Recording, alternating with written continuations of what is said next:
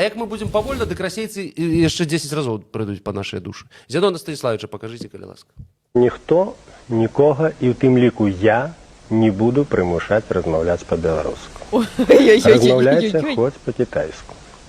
Будзе праводзіцца дзяржаўная палітыка па выкананню існуючага заканадаўства. Будзе выконвацца закон, і кожнаму грамадзяніну Беларусі будзе прадастаўлена магчымасць вывучыць дзяржаўную мову. А што датычыць, як яны будуць размаўляць, тут поўная свабода. Дзяржаўныя служачыя, так, яны павінны будуць ведаць мову. Дзяржаўнае справаводства будзе. Ніякіх рэпрэсій па гэтаму поводу быць не можа. Я гэта гарантую. Ніхто нікога не будзе звальняць за тое, што чалавек, скажем, не ведае беларускай мовы. Это наша агульная бяда, бяда ўсей нашай нацыі.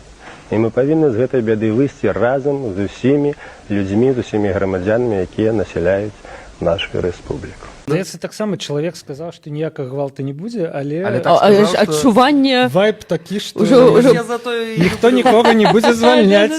Прынамсі, ён быў бы такім чалавекам, які, ведаеш, ларёк бы ён бы не адступіўся ад гэтай беларускасці. Ну так, штосьці там дзесьці перагнуў бы, але, халера, яшчэ раз, каб выразаць грыжу эту, трэба парэзаць чалавека.